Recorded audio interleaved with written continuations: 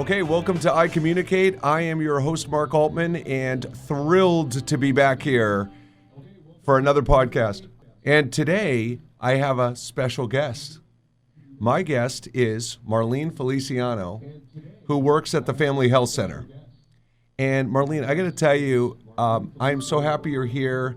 We have worked together for quite some time now, and you're awesome. So thank you for joining us today. Well, thank you for having me. This is quite an experience. I'm very excited to be here. Awesome. So Marlene, I want to start by sharing with the listeners why I asked you to come on the show. Okay, just to give you context. And then I'm going to introduce you to Marlene and give you a little background so you know more about Marlene. Marlene is an executive assistant at the Family Health Center of Worcester. And Marlene asked me to do some coaching with her quite some time ago.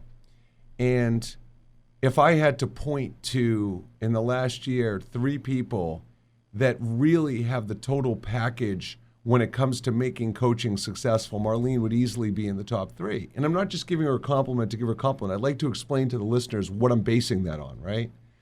When you go into coaching, first of all, it starts with self-awareness. Like, are you aware of where you need help? Okay. The second thing is, are you open-minded enough to embrace the help? And the third thing is, are you willing to make the effort in between coaching sessions to put the things into practice? When it comes to managing your own behavior, when it comes to modeling behavior for others, Marlene has a team she leads. So Marlene gets a chance to manage up with her boss. She gets a chance to manage down with the team she leads. And she gets a chance to manage across with other departments in her organization.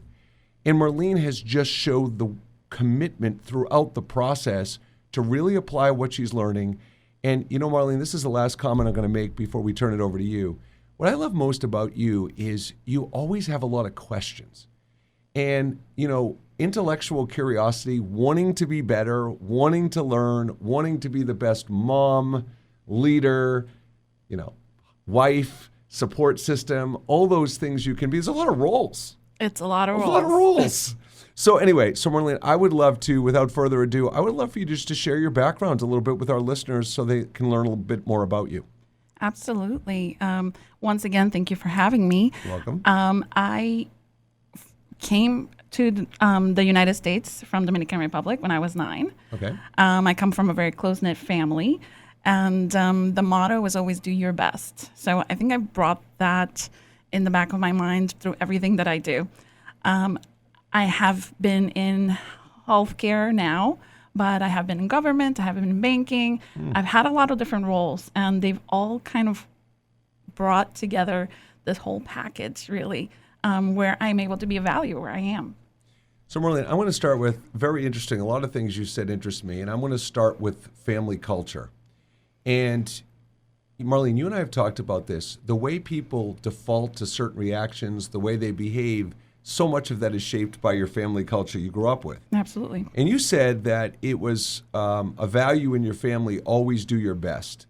I'm curious to know, because that expression, and I'm going to share this in a minute, but that expression, I have different feelings about that. So when you were a kid, what did that even mean to you? How would you know? What was your benchmark to say, oh, I'm definitely doing my best?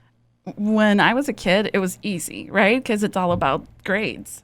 So do your best was you better be the best in school. My mom being a teacher, she knew all my teachers. So you really better be the best. Because she was going to get all the inside information from her coworkers. And I was not able to get away with anything. So here's my question. So when you were growing up, aside from school, did you do any extracurricular activities like theater, music, sports, anything like that? Music. I was in a special choir. I still to this day sing, but I'm no longer connected to like a formal ensemble. Okay, so how would you inquire, and I'm going somewhere with this, inquire when you were a kid, what would you have, if you said, I did my best, that would be based on what? How would you know you did your best at choir? That I took a lead role and I killed it. Okay, and what habits and behaviors would you have done that you would have known it was your best? I would have practiced Right. every day. I would have sought out help from our That's director and our coach. I would have practiced with other individuals that were also part of the choir. So I would have looked at every avenue that I could in order to say that I tried everything that I could think of.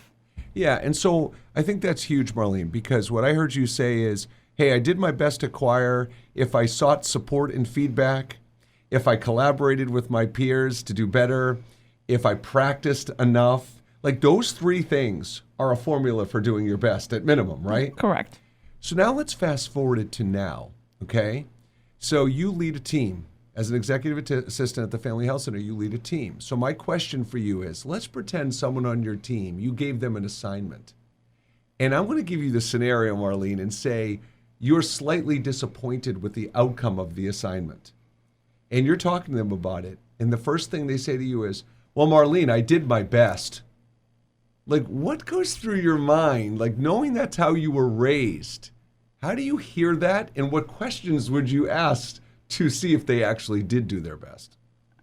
I would start asking the questions that, what did you try? What you considered your best? Because the first thing is understanding, are we going from the same place? Are we meeting up with the same meaning of what your best is? Because again, my best is I'm going to exhaust every option I can think of before I say I did my best.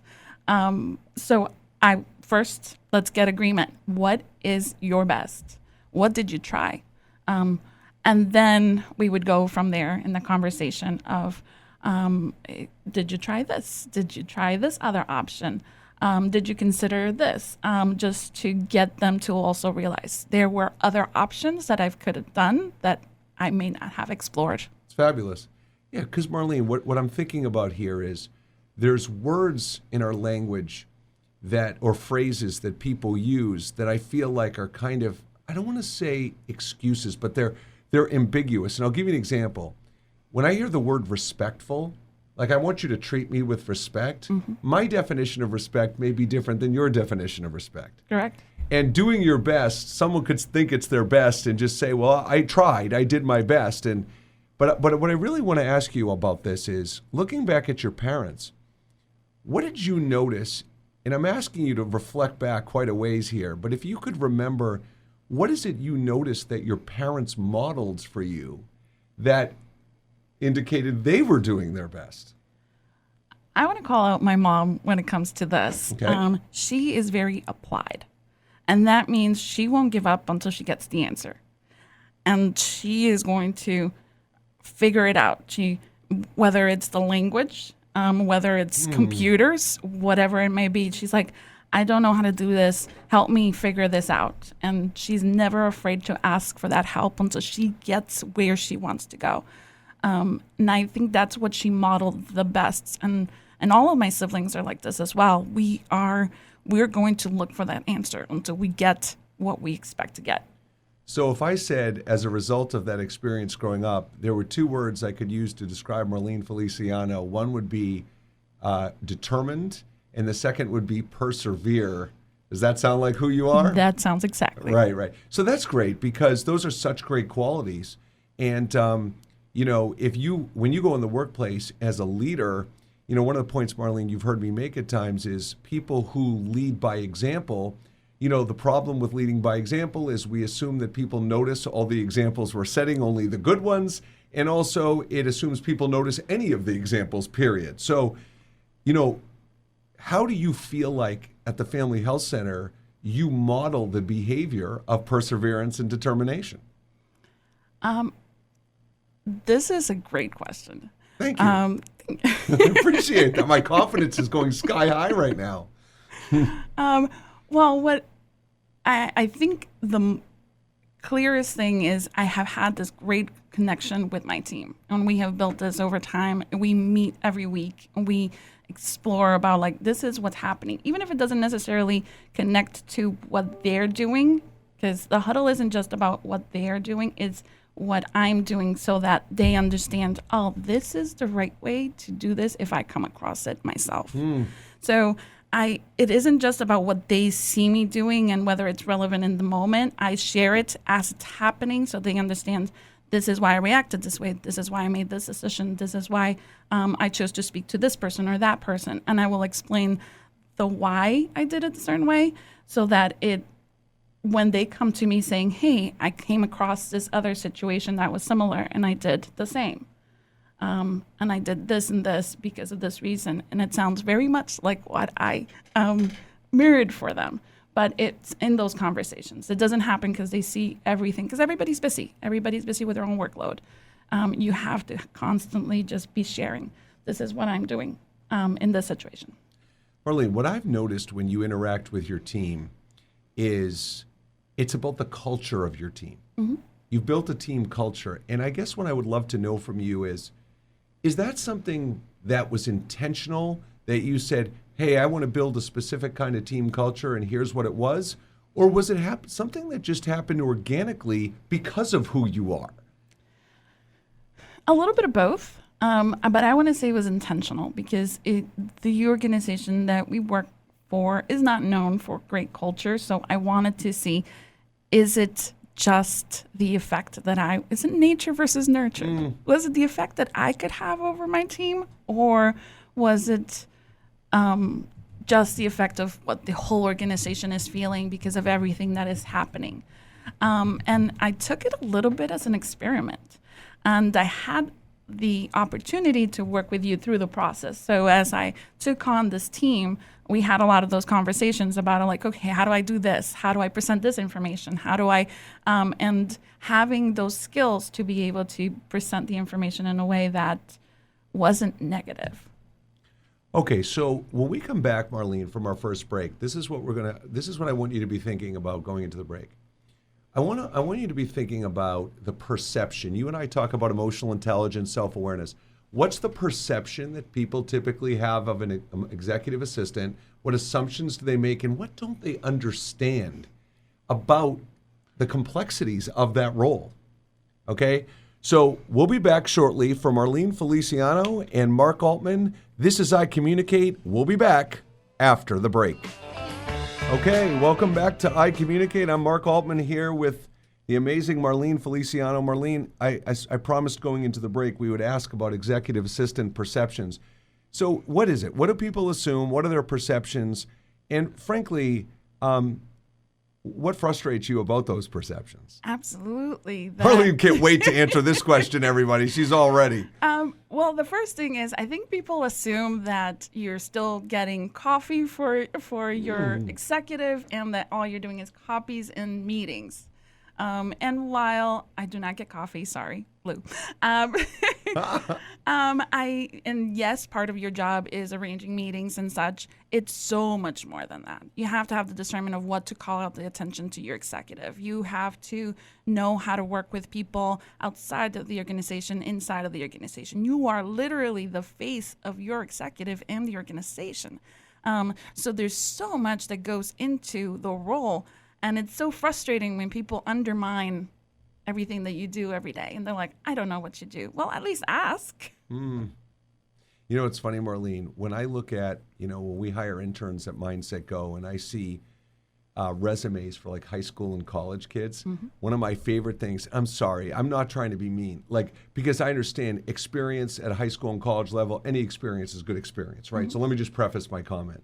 But when I see someone works as a cashier, and under cashier they write experience handling money. And I'm just like, oh, for the love of God. So, I think it's great what you just shared, because I think when people look at certain roles, industries, job titles, they immediately assume certain things. So educate our listeners. So what is it? What are a couple of things in your role as an executive assistant that people will be like, really? You do that? Like, wow, that sounds like a lot of work and difficult and so on and so forth.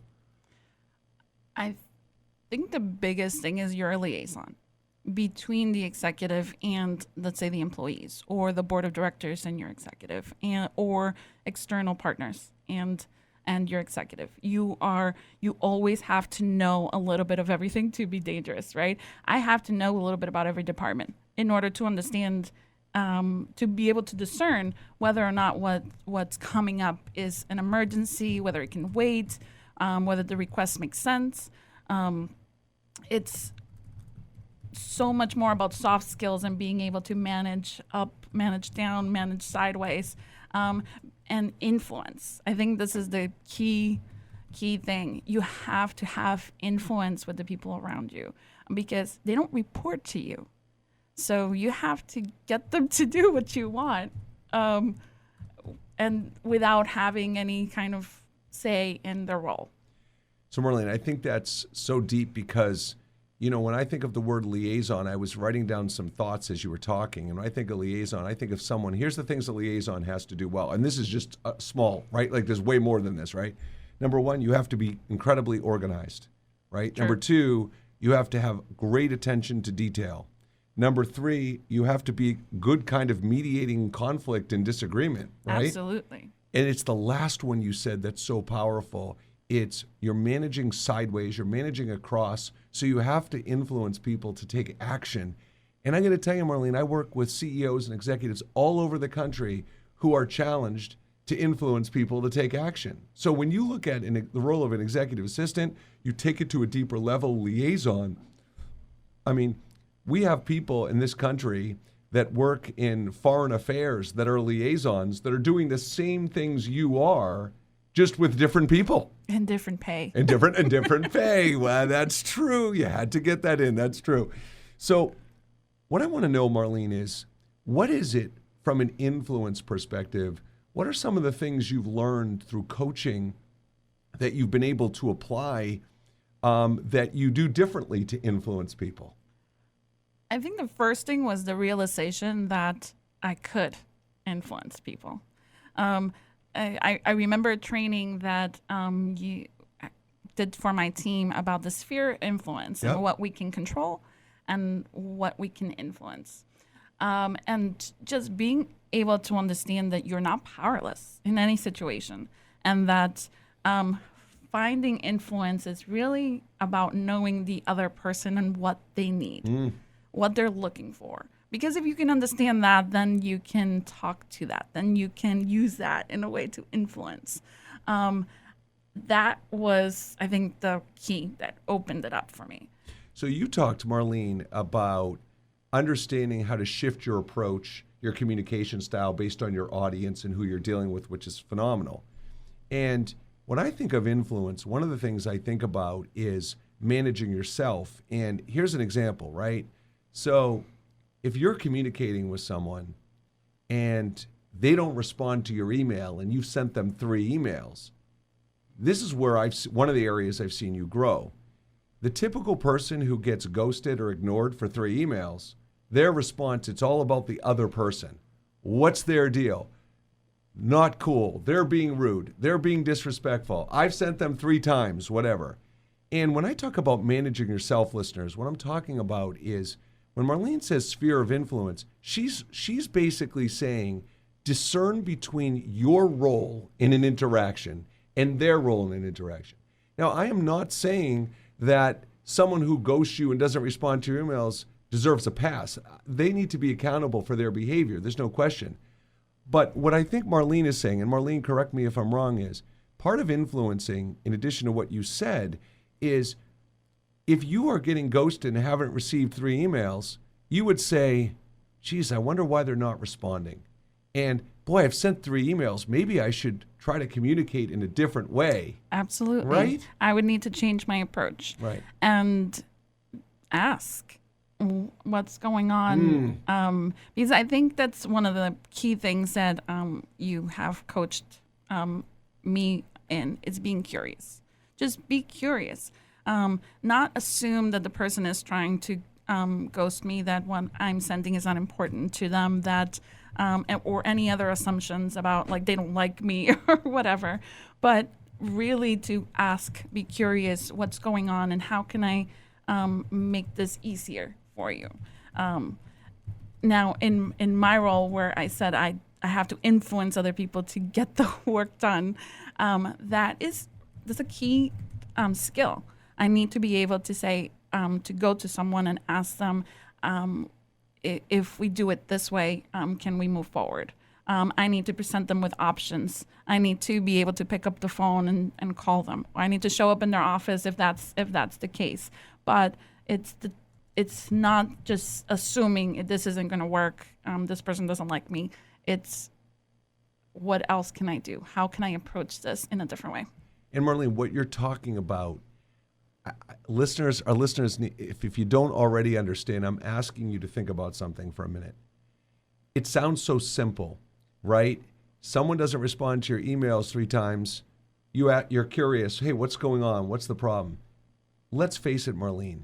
When someone doesn't respond to your email 3 times, you have to manage your emotions. Absolutely. Right? You're frustrated. Right. So you're mad. So not only do you have to, the right thing to do is what Marlene said, but you have to get yourself in check first, get rid of the hostility, get rid of the hurt and the disappointment, and then think about what we're saying, Marlene. We're saying in that moment, wonder if they're okay or if they need help or what's going on, and putting them first when they're the ones that hurt us. So we're feeling victimized, and then we're supposed to be empathetic to them. Isn't that crazy? Yeah, you got to be curious and actually care. Like, you have to actually care because it's going to show up, right? Are you just asking me because you want me to respond to your email? Well, that's true. Right? Or are you asking me because you really want to know? Yeah, that's a great point. So I want to ask you a little bit about leadership, because there's such an enormous responsibility.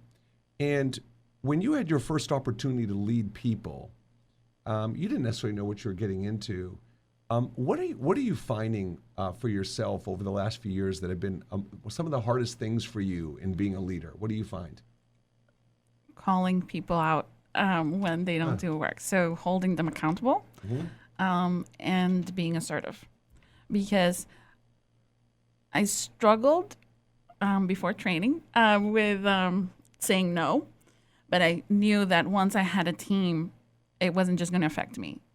So it made me get really serious about being assertive and being able to say, no, this is the boundaries. This is the limit. And certain skills that you taught me, the yes and, no and, certainly came in handy. Thank you. But yes, it was about knowing it wasn't just going to affect me. I needed to get this under control because it was going to overwhelm my entire team. And when you reflect back and you think about those skills and those challenges, what was the root cause? Think about this, because we've talked about this. When someone struggles to be assertive or hold people accountable, speaking from your own experience, what was that about? What is that about? Why do you struggle with that? I think it was mostly because I thought they were going to think I wasn't a team player, or I thought less of myself if I couldn't get it done. Like I was admitting some sort of weakness by not being able to get something done. So therein lied my issue with saying no. I cannot get this done at this point.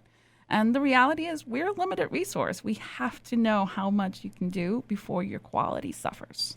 So I want to share an observation I've had of you, and you tell me if it's accurate.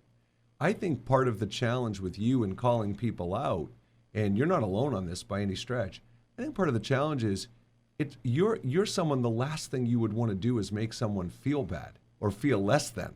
Absolutely. And so here's what I want our listeners to think about. The phrase calling people out sounds very aggressive. Like, oh, I got to call them out. See, the thing about accountability, and I've been doing this more and more lately with companies, is teaching them how to lead with empathy and segue to accountability. You can do both.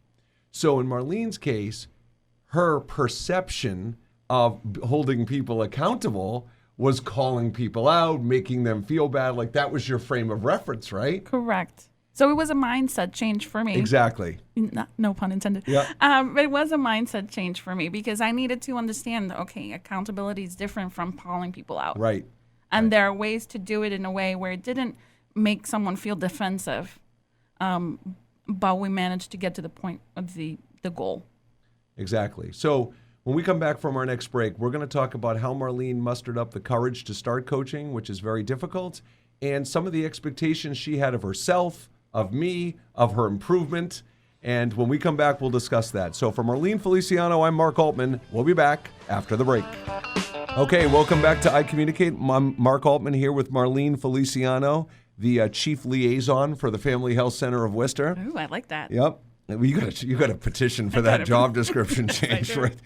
Okay. So the first thing I want to ask you, Marlene, is, and I want to give our listeners some brief context before I ask Marlene the question about courage in coaching, is I want everybody to think of the word criticism for a second. Because what we've done in our world today is we've tried to soften what that word is. We started out with criticism, and then we're like, let's call it constructive criticism. And then we called it feedback. And then we called it constructive feedback. And now we're on developmental feedback. And guess what, everybody? It's still criticism, okay? Now, understand I teach communication for a living, so the way you give feedback obviously matters, so I'm not dismissing that. But the point I'm making is, what I notice with people is, if you watched how I gave feedback to someone in training and coaching, you may look at me and go, oh, Mark, you couldn't possibly give feedback better. And guess what doesn't change? When you hear someone say that you're not doing something the right way, or you could do something better, there's still a part of us as humans that we feel like less than or not worthy in that moment.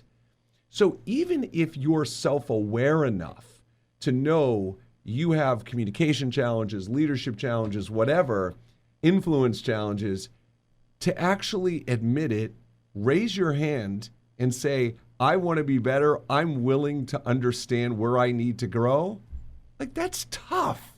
Like that's really tough. So Marlene, when you first heard coaching was an opportunity, was there hesitation? You know, were you like, because you didn't know what to expect, so just talk to that a bit. I didn't know what to expect, but there wasn't hesitation, and I'll tell you why. Okay.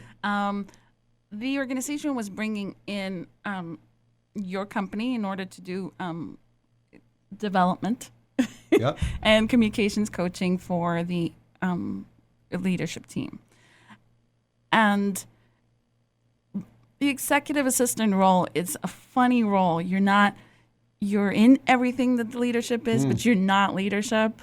You're in everything that lower management is, but you're not quite. So it's a funny role. And when I saw the opportunity, I asked my supervisor, am I part of the team that would be getting coaching? Because I'm interested. So you advocated for yourself? I did. I advocated for myself. I didn't know exactly what to expect. I just knew this is an opportunity, and I'm not going to pass it by. And also, looking forward, I do consider that I'm going to be in leadership. So I may not be leadership right now, but I will be. So you have to start acting it now, right? Yeah, the irony is that, and you and I have talked about this, and a huge kudos to the Family Health Center and Lou Brady on this. The amount of times a company will support coaching for an executive assistant role, to say the least, I could count that on one hand. I mean, it's very unique and unusual. So the fact that you were supported, the fact that you took advantage of it, the fact that you raised your hand to have it happen is huge. Now you, in fairness, you had seen me do a bunch of trainings before we started coaching, so you knew my style. You had sat in on, the blue trainings and things like that. But once you started learning strategies, tools, techniques to be more effective, I want to start out by asking you, what were your expectations of yourself, right? Because when you left coaching sessions, I want to get inside your head here. If I could have gotten inside your head, were you saying, oh, I got to start putting these into practice. I got to remember to do this. How am I going to remember to do this? Like, what was it like when you were, even now, like, what's it like when you learn new things and the pressure and approach to that? The first is, how do I work this in so that it becomes a habit? And until I figure that part out, I know I can't, I will practice it, but not consistently. So it's figuring out, how do I habit stack? How do I make it so that it's in my face all the time and I actually get it done? And without that piece, it just becomes information. It doesn't become wisdom, right? And it's not wisdom until you're using it to your advantage.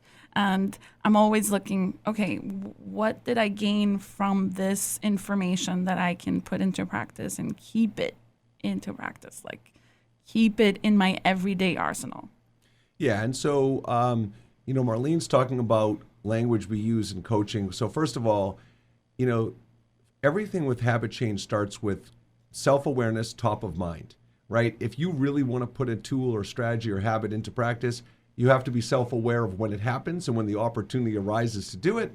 And it starts there. The convert knowledge to action, right?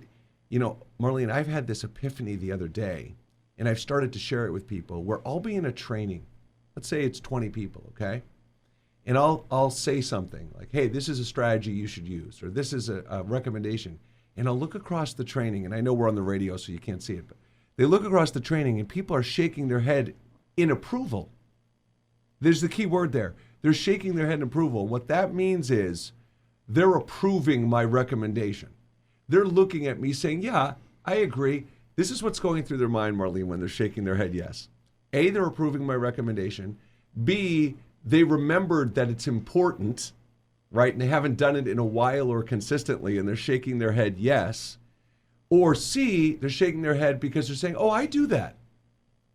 Those are the typical reactions when someone's shaking their head at me. And I look at people now and I say, listen, regardless of what reaction, why you're shaking your head, understand that the question isn't, did you know it or have you done it? The question is, are you doing it at all or are you doing it consistently? And so when you talk about putting that wisdom or knowledge, it's to put it into action. And that's what it's all about. And I think, so that's the second thing. And the third thing is, people do put a lot of pressure on themselves because, when you sit in through an hour or 1 hour coaching session, if it's a good coach, there's a lot to process. There's a lot to take in. So there's a tendency, and I want to know your thoughts on this, Marlene. There's a tendency to get my summary email and go, holy smoke, where do I begin with all this? So have you had that experience of, boy, there's a lot of things I want to work on and a lot of habits, where do I start? Yes, but one of the things I noticed that what I avoid, there's something keeping me from doing it. And it's subconscious. So now I have to dig what's making me avoid this. For example, I know being assertive took a while. We didn't just have one session on it. We had multiple sessions. And did we do it this time? Was it a habit here? Oh, this is an opportunity. This was a missed opportunity. It was a process. And throughout the entire process, some of it was just working in my mind saying, being assertive isn't being aggressive. Because in my mind, every assertive person I knew was aggressive while doing it. I didn't want to be aggressive. So it wasn't until I kind of uncovered, well, assertive isn't aggressive. There is a way to do assertive without being aggressive. And until I understood that, now I can sit in it and act in it. But before, I found it difficult because it was punching up against something that I didn't want to do. I didn't want to be aggressive about it. But I didn't recognize it. Talking about self-awareness, right? I didn't know that's what was stopping me. So those are the things that you discover in coaching. Not necessarily that it's a therapy session, right? But you have to ask yourself questions. Why do I find this so difficult to put it into action? Why do I nod my head and agree that it is something that I really should be doing, but don't do it? Right. So Marlene referenced a minute ago habit stacking, and a lot of my habit training is based on James Clear and his Atomic Habits book and curriculum. And so I want to give everybody an example of habit stacking so you understand the term. Habit stacking is, first of all, you don't change habits, you replace habits, technically. Correct. Okay? So let's pretend, and I'm going to give a personal example, and then I'm going to tie it into Marlene. So a personal example is, let's say you don't typically floss before bed. Okay, you just brush your teeth, but you just floss. So right now, the last thing you do before you go to bed is you brush your teeth, you take your slippers off, and you go to bed. So the habit stack there is brush teeth, put on slippers, or take off slippers. So a habit stack would be, instead of brush teeth and take off slippers, it's brush teeth and floss. So you tie a replacement as slippers as the next thing you do, with floss is the next thing you do. Now, in Marlene's example, we talked earlier in the show today about how holding people accountable, or that aggressive phrase. So what Marlene would need to do if she was habit stacking is, if someone isn't doing something they're supposed to do, what Marlene would do is she would be, I'm making this up, she would be frustrated and then say, I need to hold this person accountable. The new habit stack would be, I need to be frustrated and I need to be thoughtful about how I want to communicate this to them. Right. You get what I'm saying? Like, that's habit stacking to a T. Yes. Except that now it's be frustrated, and then it's like, oh no, remember, be curious. Yeah, perfect. That's beautiful.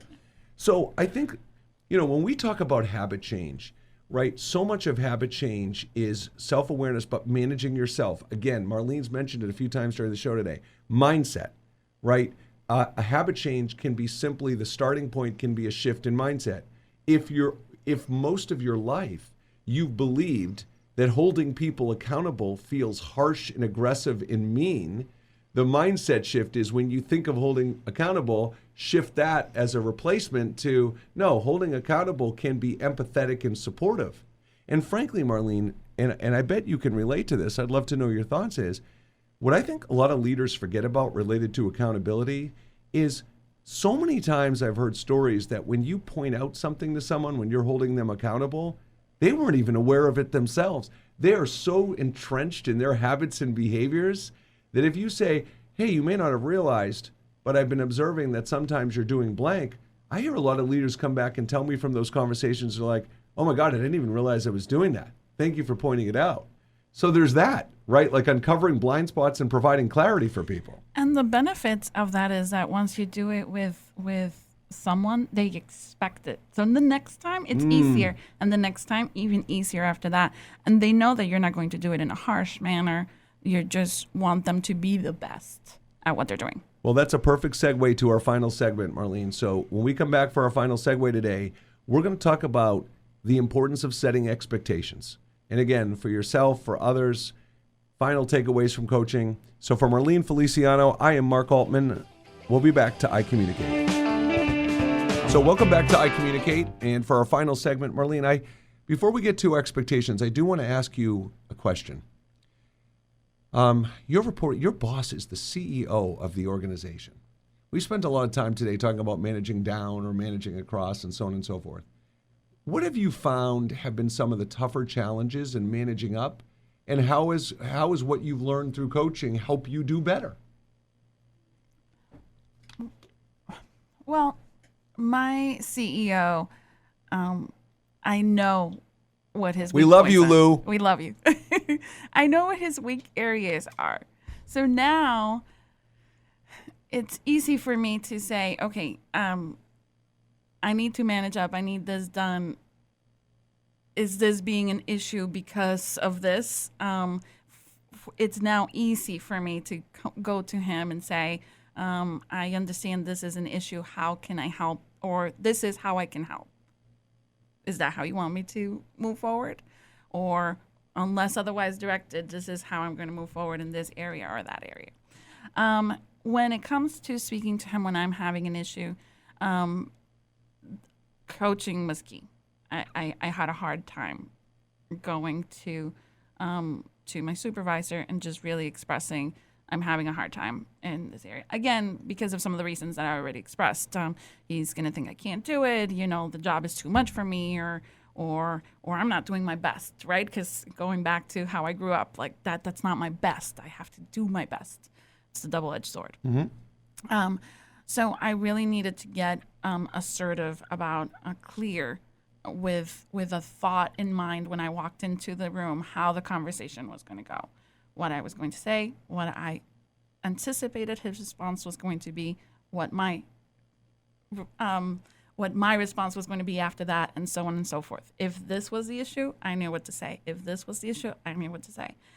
So that when you're going into the conversation, you're not nervous, so you're a little bit more confident because you've prepared.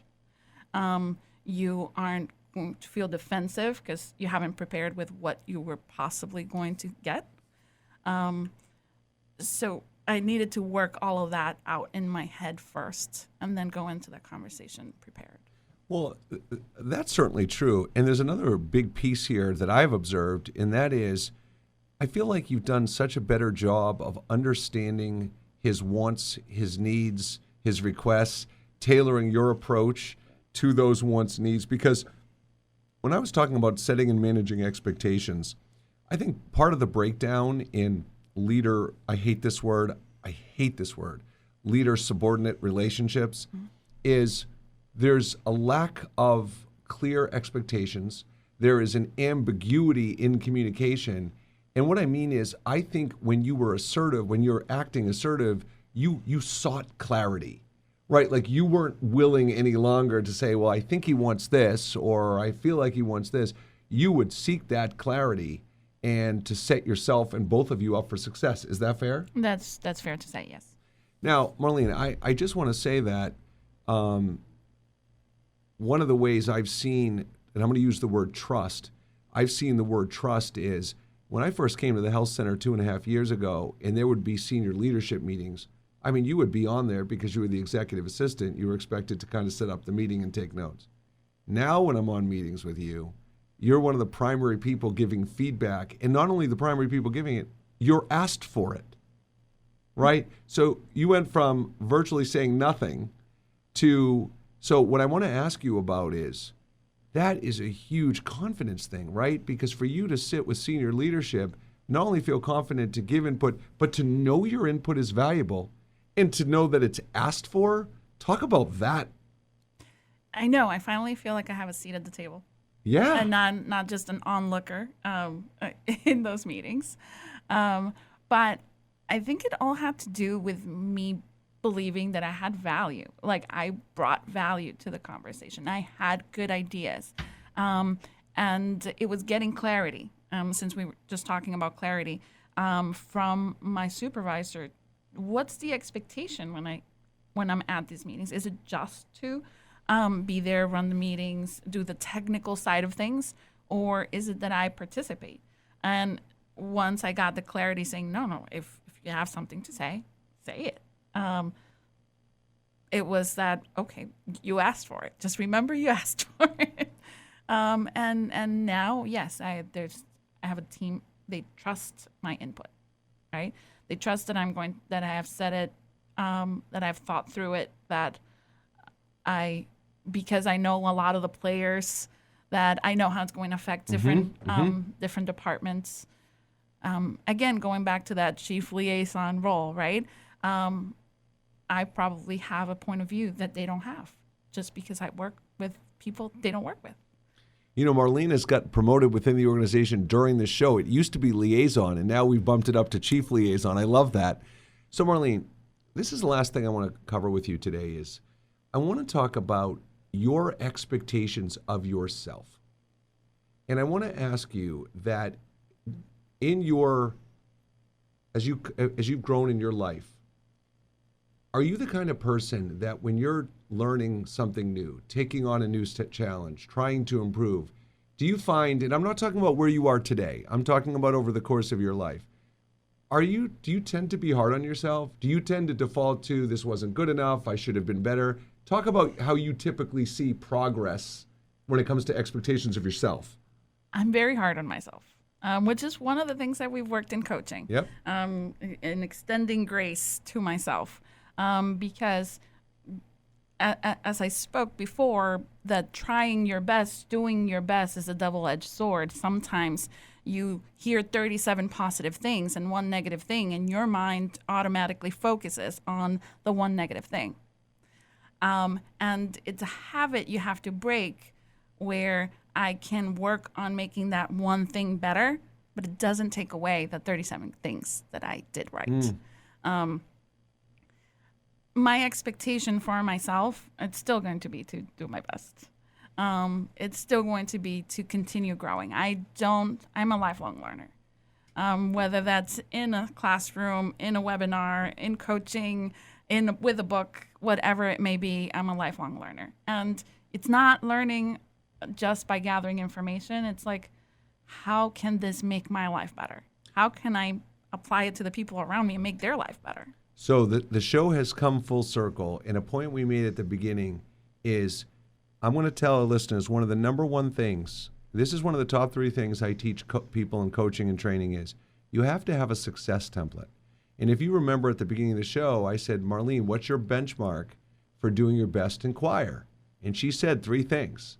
So now the antidote to not being hard on yourself is having something to measure. So now if Marlene were to say, well, I want to do a better job at being assertive, we can't measure that. It's too broad. It's too vague. And you know something? Most people, Marlene, you may be included, is if you make a general statement like that, then you're probably going to be more likely to recognize the times you weren't assertive than when you are assertive. True. So what I teach people is, no, there has to be something measurable. So for Marlene, I would say, hey, if you want to be better at being more assertive, then you need to keep track of the opportunities you had to be assertive and recognize the opportunities and how often did you execute on those opportunities. And if Marlene said, hey, Mark, I'm making this up to make a point. If she said, hey, every 5 opportunities, I want to make sure I'm assertive in 2 of them, that would be tremendous. Because if she's currently assertive typically in 0 of the 5, then 2 would be an improvement. Does that make sense? That makes sense. And I took that, for those of you listening, there's a whole worksheet that Mark had me use in order to get into the habit. Situational awareness journal. Yes. In order to get into the habit of recognizing those moments. But I think the eye-opener was when I was using that in my personal life too. I took all of that knowledge outside of just the office and I applied it to my personal life and say, what are opportunities that I'm missing on being assertive in my personal life with my husband, with my children, with my parents, with every relationship I have. At church. At church. So I had to utilize these skills in every relationship, and then it became like, oh, this really does work. Because you're using it 24/7 and not just within the 8 hours of being in the office. Yeah, and Marlene, one of the things we talked about in coaching is when we talk about expectations of yourself is one of the points I made to you is that my experience with you is you have a tendency with others, your kids, people that report to you, where you would give them more latitude than you would give yourself. True. And so part of the realization for people is if you're critical to yourself, but you're not critical to others, what kind of behavior are you modeling?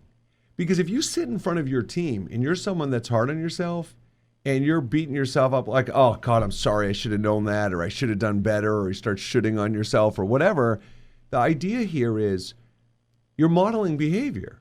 So what's the behavior you want to model? You want to model, if you're a parent, do you want your kids to see you beating yourselves up? Because if you do, then they're probably going to beat themselves up. So I think that was a great awareness for you when we talked about recognizing how you treat others. And if you're willing to treat others that way, why wouldn't you extend yourself that same latitude, right? And the realization that you're not being authentic if you are being nice to other people and allowing them a lot of latitude, but not to yourself. That's true. That's a great way to say that. Yeah.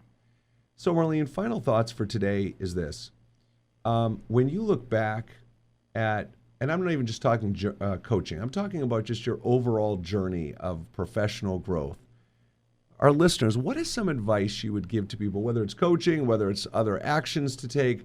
What are the things that if you were coaching other listeners to the show and say, listen, if you really value professional growth, here's some of the habits I recommend you look into or start? The first is never have a fixed mindset, right? You don't say the words, I know. Because once you say the words, I know, you stop learning, right? You think you know. Then the second would be, if you have the opportunity to work with a coach, do it. There is no downside, right?